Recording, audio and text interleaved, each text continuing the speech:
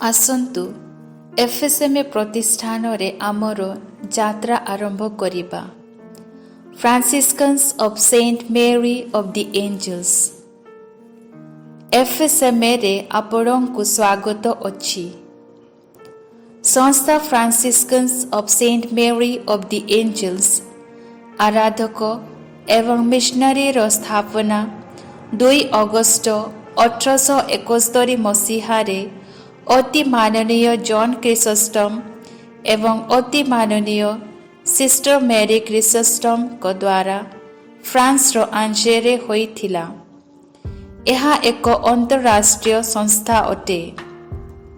ବର୍ତ୍ତମାନ ବିଶ୍ୱର ଅନ୍ୟ ଜାଗାମାନଙ୍କରେ କାର୍ଯ୍ୟରତ ଅଛନ୍ତି, ଯେମିତିକି France, England, India, Ethiopia, Brazil ଏବଂ ତାଞ୍ଜାନିଆ। FSMA ସଂସ୍ଥାର ପ୍ରତିଷ୍ଠା ଫ୍ରାନ୍ସର ଆଞ୍ଜେରେ 2 ଅଗଷ୍ଟ 1871 ମସିହାରେ ଫ୍ରାଙ୍କୋ ପ୍ରୁସିଆନ୍ ଯୁଦ୍ଧ ଅନାଥଙ୍କର ଯତ୍ନ ନେବା ପାଇଁ ହୋଇଥିଲା। ବର୍ତ୍ତମାନ ଆମର 5ଟି ସମ୍ପ୍ରଦାୟ ଅଛି ଏବଂ ସିଷ୍ଟରମାନେ ବିଭିନ୍ନ ପ୍ରକାରର ପ୍ରେରିତିକ କାର୍ଯ୍ୟ ତଥା ସେବା କାର୍ଯ୍ୟକଳାପରେ ନିୟୋଜିତ ଅଛନ୍ତି। ଅନ୍ୟ ଏକ ଦେଶ ଯେଉଁଠାରେ FSMA ସିଷ୍ଟରମାନେ କାମ କରୁଛନ୍ତି ତାହା ହେଲା ଇଂଲଣ୍ଡ। କିଛି ବର୍ଷ ପରେ ପ୍ରେରିତିକ କାର୍ଯ୍ୟ ଶିକ୍ଷା କାର୍ଯ୍ୟଠାରୁ ସେବା କାର୍ଯ୍ୟକଳାପରେ ପରିବର୍ତ୍ତନ ହୋଇଛି।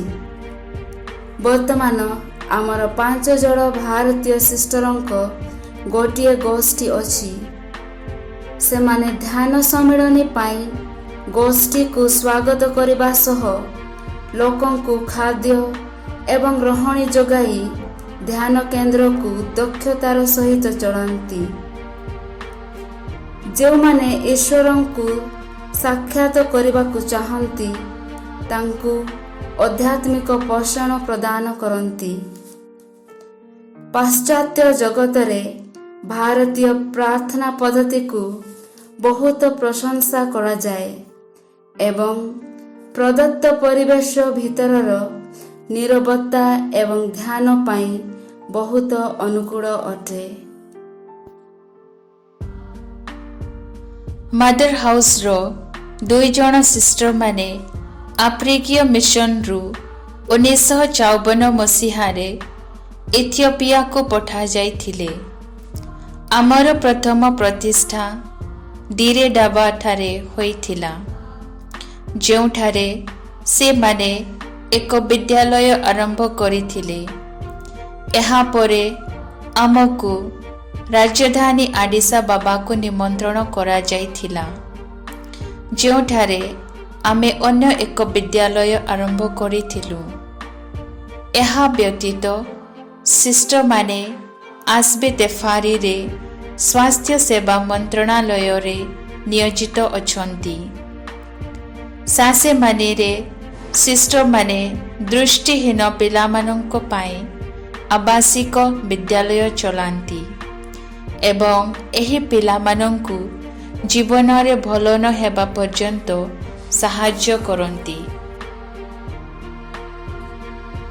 ଆମର ପ୍ରତିଷ୍ଠାତା ଫାଦର ଜନ୍ କ୍ରିସୋଷ୍ଟମ୍ଙ୍କ ସ୍ୱପ୍ନକୁ ପୂର୍ଣ୍ଣ କରିବା ପାଇଁ ଭାରତୀୟ ମିଶନାରୀମାନଙ୍କୁ 1993 ମସିହାରେ ବ୍ରାଜିଲକୁ ପଠାଯାଇଥିଲା।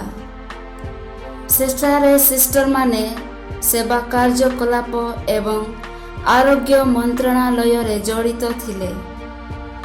ପିଲାମାନଙ୍କୁ ଡ୍ରଗ୍ସ ଏବଂ ମଦ୍ୟପାନରେ କ୍ଷତିକାରକ ପ୍ରଭାବରୁ ରକ୍ଷା ତଥା ସୁରକ୍ଷା କରିବା ପାଇଁ ସେମାନେ କାପୁଚିନ୍ ଫାଦରମାନଙ୍କ ସହିତ କାର୍ଯ୍ୟ କରୁଛନ୍ତି।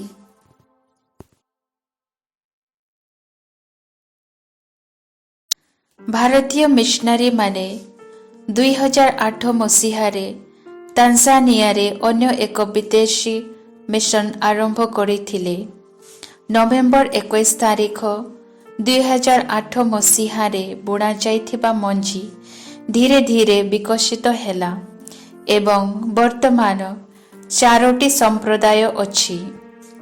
ମସାମାଲା ସଂଜ୍ଞା, ମିସିଙ୍ଗାନ ସଂଜ୍ଞା, ମିଚିଙ୍ଗୱାନି କିମାରା ଦରେସଲେମ, ନୁଣ୍ଡୁ ଜମ୍ବେ।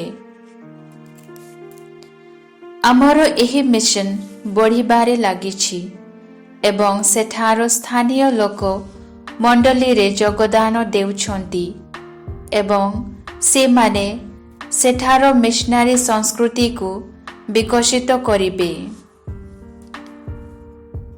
11 ଜଣ ସିଷ୍ଟରମାନଙ୍କ ସହିତ ତାଞ୍ଜାନିଆ ମିଶନ ଦ୍ୱାରା ଗ୍ରହଣ କରାଯାଇଥିବା ପ୍ରେରିତ କାର୍ଯ୍ୟ ହେଉଛି ଶିକ୍ଷା, ସେବା କାର୍ଯ୍ୟ ଏବଂ ଗଠନ। ଏହା ବ୍ୟତୀତ ସେମାନେ ଝିଅମାନଙ୍କ ପାଇଁ ହଷ୍ଟେଲ ଚଲାନ୍ତି। ପଲ୍ଲୀରେ କ୍ୟାଟିକିସମ ଶିକ୍ଷା ଏବଂ ପରିବାର ଦର୍ଶନ ମିଶନର ଏକ ଅଂଶ। ଆମେ ମଧ୍ୟ ମିସିଙ୍ଗାନରେ ଭଲ ଗୁଣାତ୍ମକ ଶିକ୍ଷା ଦେଉଛୁ।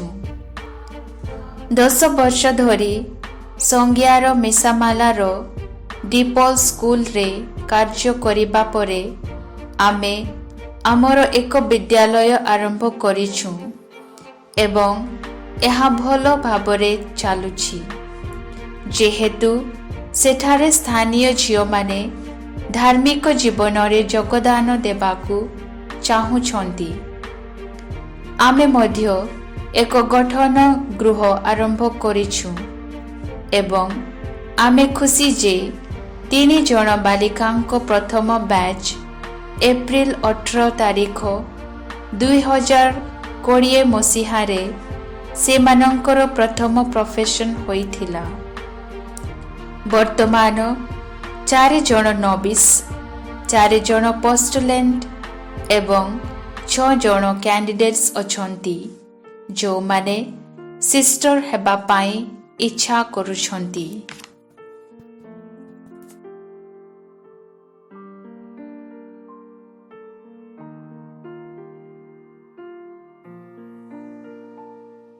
ଭାରତର ବିଭିନ୍ନ ସଂସ୍କୃତି, ରୀତିନୀତି ଏବଂ ଭାଷା ସହିତ ଏକ ଅଜ୍ଞାତ ଦେଶରେ ଫ୍ରାନ୍ସର 7 ଜଣ ପାଇନିୟର ସିଷ୍ଟର ଭାରତର ମାହୁ ଏମ୍ପିରେ ପହଞ୍ଚିଥିଲେ।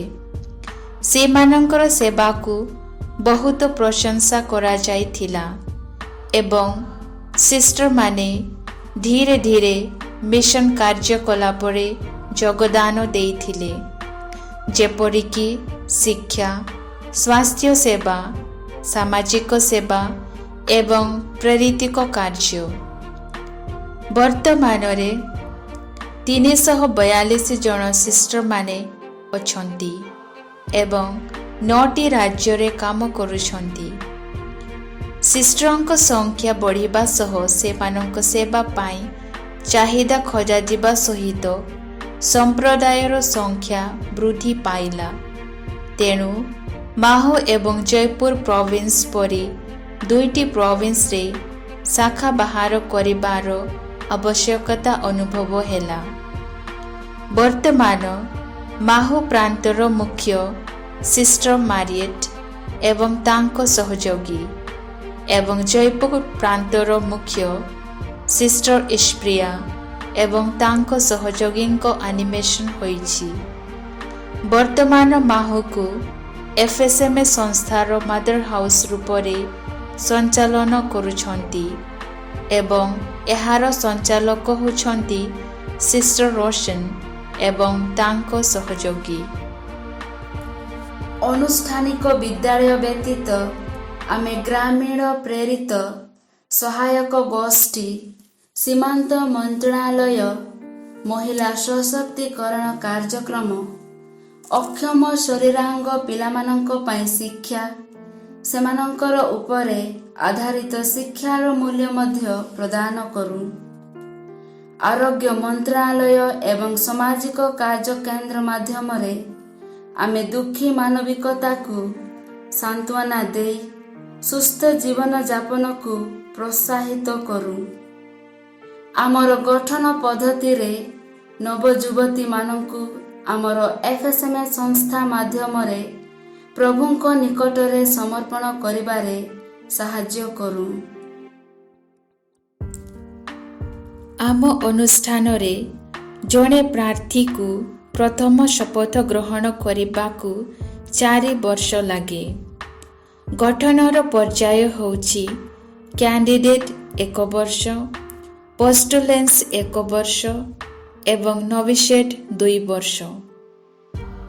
ପ୍ରାର୍ଥୀମାନଙ୍କ ପାଇଁ ଗଠନ ଗୃହ ଗୋଆର ପାରା, ୟୁପିର ଆଲିଗଡ଼ ଏବଂ ନାଗାଲାଣ୍ଡର ଦିମାପୁରରେ ଅଛି, ଯେଉଁଠାରେ ସେମାନେ ମୁଖ୍ୟତଃ ଭାଷା ଅଧ୍ୟୟନ କରନ୍ତି ଏବଂ କିଛି ଆଧ୍ୟାତ୍ମିକ ଶିକ୍ଷା ଦିଆଯାଇଥାଏ।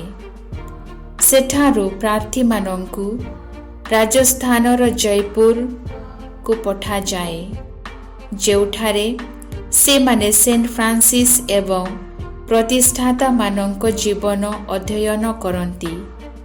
ସେମାନଙ୍କୁ ଡିଭାଇନ୍ ଅଫିସର ମଧ୍ୟ ପରିଚିତ କରାଯାଏ। ତୃତୀୟ ବର୍ଷରେ ସେମାନଙ୍କୁ ନୋଭିସିଏଟ୍ ପାଇଁ ମାହୁ ଏମ୍ପିକୁ ପଠାଯାଏ, ଯେଉଁଠାରେ ଭଗବାନଙ୍କ ଏକ ଗମ୍ଭୀର ଅନୁଭୂତି ସହିତ ସେମାନଙ୍କ ହଁ କହିବା ପାଇଁ ଏହା ହେଉଛି ତୀବ୍ର ପ୍ରସ୍ତୁତିର ସମୟ। ମନ୍ତ୍ରଣାଳୟଗୁଡ଼ିକୁ ଏବଂ ପ୍ରେରିତିକ କାର୍ଯ୍ୟକ୍ରମକୁ ଦେଖିବା ଏବଂ ଅନୁଭବ କରିବା ପାଇଁ ସେମାନଙ୍କୁ ବିଭିନ୍ନ ସମ୍ପ୍ରଦାୟକୁ ମଧ୍ୟ ପଠାଯାଇଥାଏ, ଯେଉଁଥିରେ ସେମାନେ FSMA ସିଷ୍ଟର ଭାବରେ ଜଡ଼ିତ ହେବେ। ନୋଭିସିଏଟ୍ ଟ୍ରେନିଂ ଶେଷରେ ଅର୍ଥାତ୍ 4 ବର୍ଷ ପରେ ସେମାନେ ପ୍ରଥମ ଶପଥ ଉଚ୍ଚାରଣ କରିବେ। ପ୍ରଭୁ ଯୀଶୁ କହନ୍ତି, ଆସ ଏବଂ ମୋର ଅନୁସରଣ କର। କ'ଣ ଆପଣମାନେ ଧର୍ମସଙ୍ଗୀ ହେବାକୁ ଚାହାନ୍ତି କି? ଯଦି ଆପଣମାନେ ଇଚ୍ଛା କରନ୍ତି, ତେବେ ସମ୍ପର୍କ କରନ୍ତୁ। ସିଷ୍ଟର କୁସୁମ 6202699200,